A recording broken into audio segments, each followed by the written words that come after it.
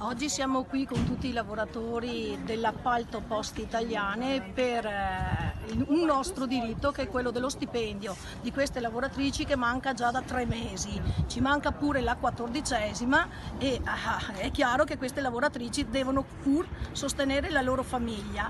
Le loro entrate sono basate anche sullo stipendio che dovrebbe dare Idea Servizi, che è la ditta appaltatrice delle Poste Italiane, e ad oggi queste lavoratrici non hanno il loro stipendio, non riescono più a sbarcare il lunario, anche seppur avendo poche ore, perché non sono tante e gli sono state pure abbassate nel tempo, perciò l'orario di lavoro è stato ridotto unilateralmente, che anche qua la dice lunga.